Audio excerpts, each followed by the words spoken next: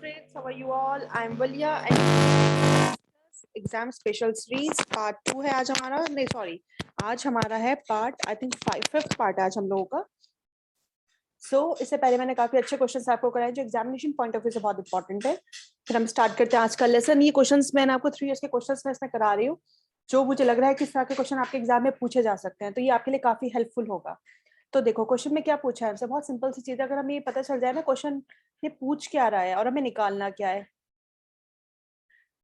इसमें हमें इसके डायमेंशंस अकॉर्डिंग इसके कैरेक्टरिस्टिक्स को मैच करना है। देखो सेल्फ अवेयरनेस का मतलब क्या होता है, जब बंदा बिल्कुल अवेयर हो अपने आप को लेके, दैट मींस उसके पास अवेयरनेस एक ट्रू फीलिंग है उस मोमेंट को लेके, उसे पता है कि क्या चीज सही है और क्या गलत है। Self awareness, knowledge of true feeling at the moment, management कि आप खुद को कैसे मैनेज कर रहे हो, आप अपने इमोशन को कैसे मैनेज कर रहे हो, आप अपने गुस्से को कैसे मैनेज कर रहे हो, दैट्स कॉल्ड सेल्फ मैनेजमेंट।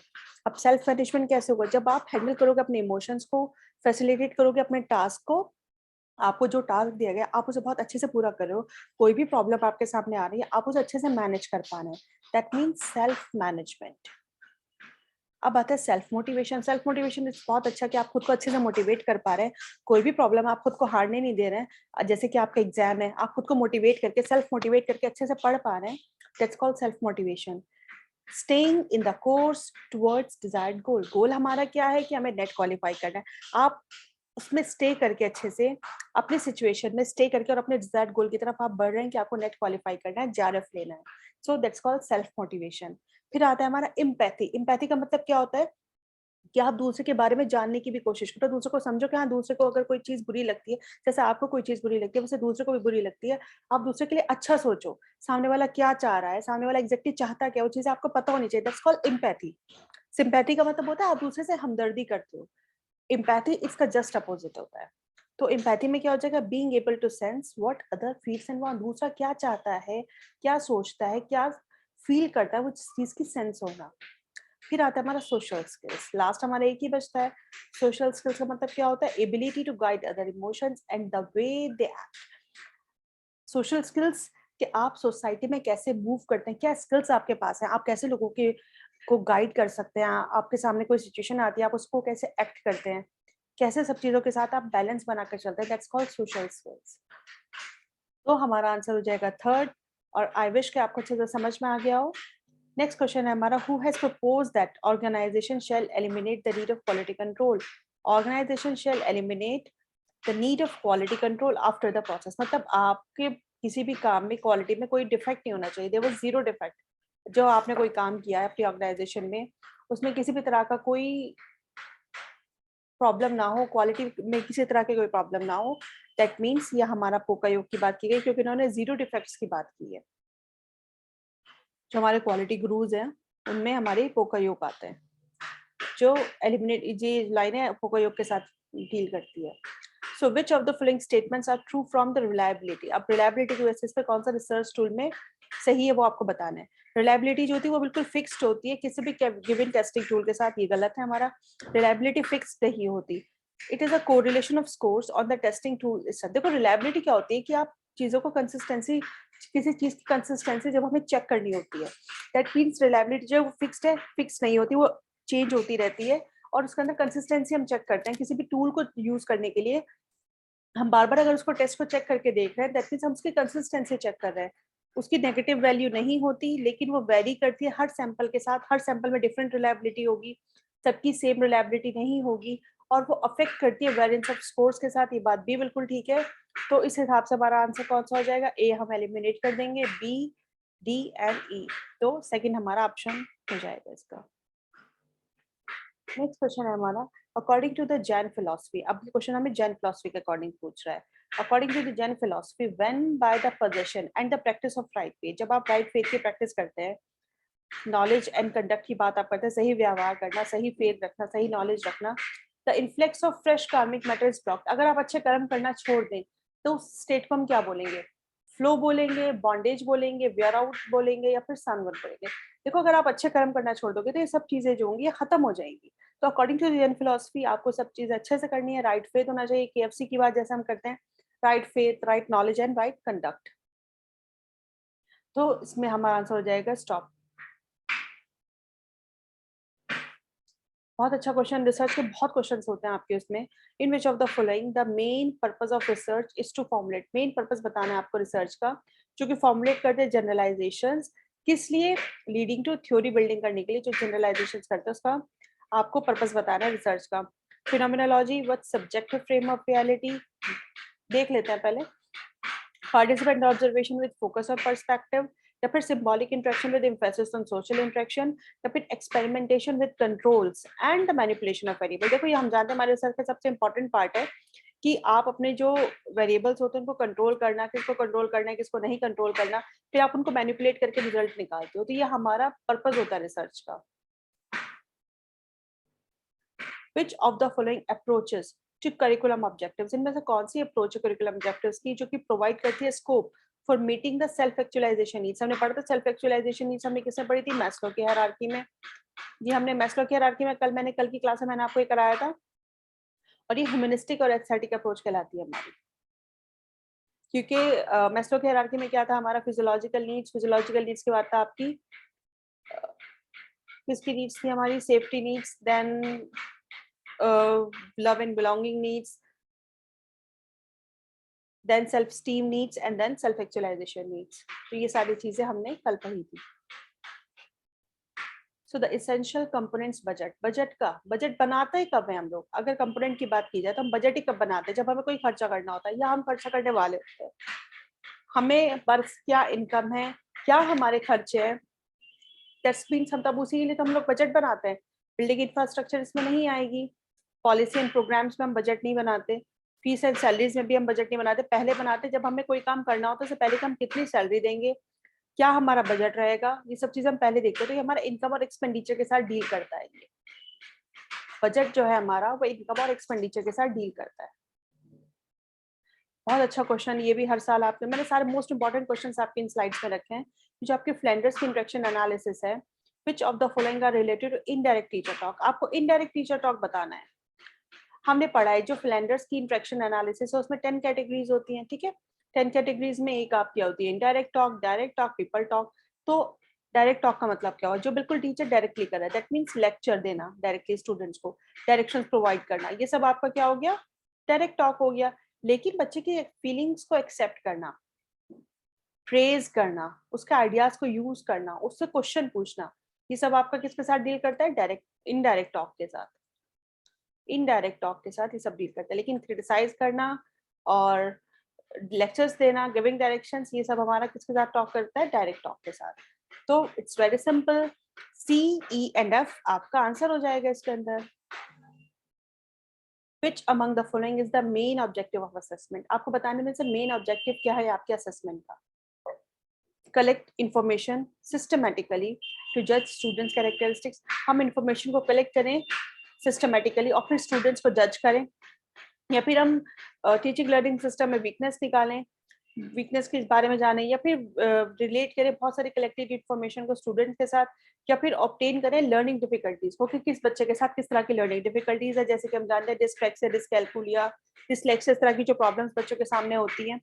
तो क्या होगा इसका आंसर, इट्स वेरी सिंपल। हमारा असेसमेंट का जो मेन मोटिव है कि हम असेस कर क्यों रहे हैं, हमें खाली वीकनेस नहीं देखनी, हमें खाली स्ट्रेंथ नहीं देखनी, हमें अपने बच्चों की प्रॉब्लम्स देखनी है, कैरेक्टरिस्टिक्स देखने हैं, देयर आर सिस्टमेटिकली सब चीजें आपको देखनी है कि अगर बच्चा पढ़ाई में अच्छा है तो उसे और अच्छा आप कैसे बना सकते हैं, अगर बच्चा के साथ कोई प्रॉब्लम है तो उसके साथ आपको कैसे डील करना है, अगर बच्चे को किसी सब्जेक्ट को समझ में कोई प्रॉब्लम है तो तब आपको कैसे डील करना है। तो ये ऑब्जेक्टिव होता है हमारी असेसमेंट का। बहुत अच्छा क्वेश्चन, अक्सर ये आता है आपका, एक तरह से बिल्कुल ही 10 सेकंड्स के क्वेश्चन है कि आपने देखा और आपने आंसर कर दिया इसको, यहाँ आपका बहुत टाइम सेव हो जाएगा। एन इन्वेस्टिगेटर कमिट्स करता है type 2 error, type 2 error investigator कब कमिट करता है, इट्स वेरी सिंपल। देखो जब हमारा टाइप 1 एरर होगी, ये बहुत सिंपल सी चीज आप इसे याद रख लें, टाइप 1 एरर होगी that means right and reject, type 2 error होगी that means false and accept, it's very simple। rejects a null hypothesis when it is true, no, type 2 error हमारी false हो गई और accept हो गई, ये भी true हो गया, ये भी गलत हो गया, reject हो गई और या false हो गई, ये भी गलत हो गया, false and accept, that means ये आपका आंसर, बहुत इजीली आपने आंसर निकाल लिया। नेक्स्ट क्वेश्चन है हमारा, इन terms of the personality dynamics के बेसिस पे इनमें से कौन सा स्टेटमेंट है जो सबसे ज्यादा एक्सप्लेन करता है किस चीज को, नेचर, कैरेक्टर्स और वंस पर्सनैलिटी। आपकी नेचर को, आपकी कैरेक्टर को कौन स्टेटमेंट एक्सप्लेन करती है, ये आपको देखना है। जो हमारा ह्यूमन बिहेवियर है ये रैंडमली अक्कर नहीं होता, ये बात बिल्कुल सही है, अक्कर रैंडमली वो नहीं होता। ह्यूमन पर्सनालिटी जो होती है रिप्रेजेंट्स करती है एक इंटीग्रेशन ऑफ ट्रेट्स, कैरेक्टरिस्टिक्स को, सारे कैरेक्टरिस्टिक्स को थोड़ी ना इंटीग्रेट करती है human personality. Personality is that which permits a prediction of what a person will do. ऐसा थोड़ी ना होता किसी की पर्सनालिटी देख के आप बता दोगे अगर किसी की शक्ल अच्छी होगी तो वो चोरी नहीं कर सकता, ऐसा थोड़ी ना होता है। Man's behavior is conditioned by his individual racial history and aspiration। जो उसकी एक रेशियल हिस्ट्री होती है उसके बेसिस पे कंडीशन किया जा सकता है ह्यूमन बिहेवियर को, और क्या कर सकते हैं हम, एस्पायर कर सकते हैं एक स्टूडेंट, एक बंदे को। पर्सनालिटी फॉर्मेशन क्या होती है, creative self of a person gives meaning to life. जो हमारा पर्सनालिटी फॉर्मेशन होता है जिसके अंदर हम आइडियल सेल्फ, रियल सेल्फ की बात करते हैं, जो क्रिएटिव सेल्फ होता है बंदे का, कहीं ना कहीं अच्छा लाइफ बिताने में वो हेल्प करता है उसको। तो ADNE जो है हमारा इसका आंसर हो जाएगा। थोड़ा सा क्वेश्चन कॉम्प्लिकेटेड है, थोड़ा सा डिफरेंट तरीके से इस क्वेश्चन को पूछा गया है, बट अगर एक बार रिपीट करके इसको देखेंगे तो समझ में आ जाएगा। ये अक्सर फर्स्ट उसमें भी आता है आपका ये वाला क्वेश्चन, फर्स्ट पेपर में भी आता है और इवन सेकंड पेपर में भी आने लगा है। देखो हमें पता होना चाहिए ऑटोनॉमस डेवलपमेंटल लेवल क्या होता है, जब बच्चा अच्छे से समझ जाए और बहुत अच्छे से फ्रीली इंडिपेंडेंटली काम को करने लगे। मेमोरी लेवल, जब चीजों को लॉन्ग रिटेंशन देना हो उसको, ऑर्डरली रिटेंशन के लिए, मतलब मेमोराइज करने के लिए। अंडरस्टैंडिंग लेवल, जब अच्छे से इन डेप्थ स्टडी करेगा वो किसी चीज को। रिफ्लेक्टिव लेवल, जब समझ जाएगा और प्रॉब्लम सॉल्विंग अप्रोच में वो आ जाएगा। क्रिटिकल थिंकिंग उसकी डेवलप हो जाएगी।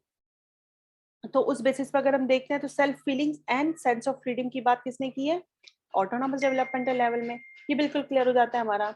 मेमोरी लेवल की अगर हम बात करते हैं तो मेमोरी लेवल किस में आता है हमारा, मेमोरी लेवल आता है जब आप लॉन्गर रिटेंशन के लिए कोई काम करते हैं। Main emphasis is an orderly presentation of thoughts leading to their longer retention. ये हमारा हो गया मेमोरी लेवल के साथ। अंडरस्टैंडिंग लेवल में जब आप किसी चीज को इन डेप्थ करते हैं, the main objective is to know the subject in depth and developing insight leading to clarity of structures. ये हमारा अंडरस्टैंडिंग लेवल में आ जाता है। जब आप critical thinking leading to patterns of thought, आपकी सब चीजें डेवलप हो जाती है, तब आप रिफ्लेक्टिव थिंकिंग में आ जाते हैं। तो इस तरह से ये हमारा फोर्थ इसका आंसर हो जाएगा। बहुत अच्छा क्वेश्चन, सिर्फ एक लाइन का क्वेश्चन है। Which of the following schemes have been subsumed. Samagra Shiksha में कौन कौन सा आता है आपका, SSA, रमसा एंड टीचर एजुकेशन। सर्व शिक्षा अभियान और राष्ट्रीय माध्यमिक शिक्षा अभियान, ये हमारा इसमें आता है।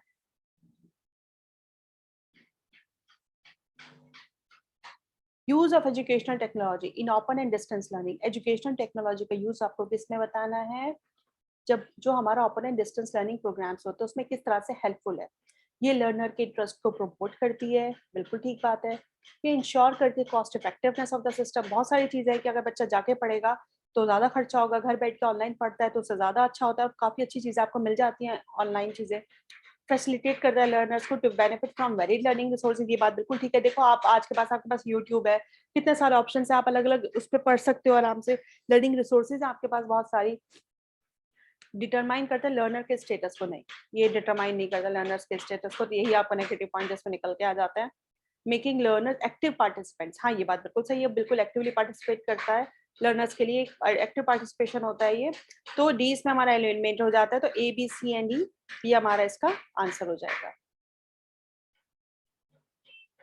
देखिए 2 जुलाई 2019 का क्वेश्चन है, if a teacher is to be evaluated for his or teaching by the learners. अगर टीचर इवैल्यूएट करती है लर्नर्स के थ्रू, कौन से स्पेसिफिक ग्रुप होगा लर्नर्स को जो सिलेक्ट किया जाएगा क्लास के लिए। अगर टीचर को इवैल्यूएट किया जाए तो दोज जो ड्रॉप आउट होंगे, those who are good achievers and regular in the class, बिल्कुल ठीक है। Those who are good achievers but are irregular in the class, no. Those who assess the personality of the teachers, no. Those are good achievers, जो अच्छे achievers होंगे, जो class में regular होंगे, उन्हीं से आप इवैल्यूएट करवा सकते हैं। बहुत अच्छा क्वेश्चन जो कि हमारा नवंबर 2020 में आया था। इसमें कोई सॉल्व नहीं करना था, इसमें सिंपल आपसे समरी दी हुई थी अनोवा ग्रुप की, और आपसे क्वेश्चन पे क्या मांगा था, एफ टेस्ट। एफ टेस्ट का क्या फॉर्मूला होता है, बिटवीन अपॉन विद इन। तो बिटवीन अपॉन विद इन में क्या है हमारा, मीन ऑफ स्क्वायर्स क्या है हमें ऑलरेडी गिवन है। यहाँ सम ऑफ स्क्वायर्स है, यहाँ डिग्री ऑफ फ्रीडम है, मीन क्या दिया हुआ 23.33 अपॉन 7.62। ये आपका आंसर इसमें बिल्कुल क्लियरली आसानी से आ गया। यहाँ कुछ सॉल्व ही नहीं करना था, यहाँ पे आपको सिर्फ बताना था। The Academic and Administrative Reforms Committee (UGC) have been recommendations. किसके बेसिस पे वो रिकमेंडेशन दे रही है? Curriculum developmental stage suggesting some needed steps. अगर curriculum development क्या according to Academic and Administrative Reforms Committee of UGC के बेसिस पे आपको curriculum developmental बताना है कि कैसे करना चाहिए. Development of model curriculum, update करना चाहिए, रिवीजन करना चाहिए कुरिकुलम का हर साल या फिर हर 3 साल बाद, ये बात बिल्कुल सही है. अपडेट करना चाहिए कुरिकुलम को to be carried out in terms of current knowledge, national and international developments में. या फिर आप fresh entrants to be induction training हमारे यहाँ इन सर्विस में होती है. Curricular transactions and synergies of all faculty members. तो क्या होगा इसका आंसर हमारा? इट्स वेरी सिंपल, बी, हर 3 साल बाद होना चाहिए. Current knowledge, national international developments में अपडेट करना चाहिए हमारे करिकुलम को. बिल्कुल ठीक है, हमें पता होना चाहिए कि दूसरे बोर्ड्स क्या करा रहे हैं, हमें क्या चीज लेके चलनी है अपने उसमें. एंड इंडक्शन ट्रेनिंग वाला पार्ट आपका कट हो जाएगा क्योंकि इन सर्विस में कराई जाती है. Curricular transaction and synergies, curricular project भी करना चाहिए फैकल्टी मेंबर्स के पास, उनकी थोड़ा सा राय मशवरा भी लेना चाहिए ताकि हमें पता है कि हमें अपने उसमें क्या करना चाहिए करिकुलम को अपने अकॉर्डिंग, अपने स्टूडेंट की नीड्स के अकॉर्डिंग किस चीज को हमें कितना डेवलप करना है. That's really important. So B, C and D आपका आंसर हो जाएगा. नेक्स्ट क्वेश्चन है हमारा, which one of the following statements gives the meaning of quality circle. इनमें से कौन सा आपको क्वालिटी सर्कल का मीनिंग देता है? Parents and teachers voluntarily coming forward to help school in the management. Parents जो टीचर्स हैं वो बिल्कुल वॉलंटरली आगे आए स्कूल की मैनेजमेंट की हेल्प करने के लिए. या टीचर एक टीम बनाए स्कूल मैनेजमेंट के लिए.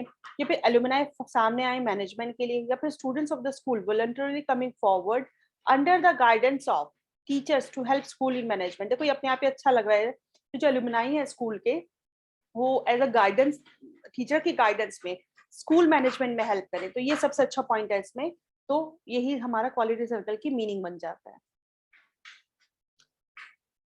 The techniques in respect of human learning context advocated by the Carl Rogers. Carl Rogers ने किसकी बात की है? Carl Rogers ने आइडियल सेल्फ की बात की है, रियल सेल्फ की बात की है. तो इनकी जो लर्निंग थी वो कैसी थी? Self regulated, reception, discovery and self initiated.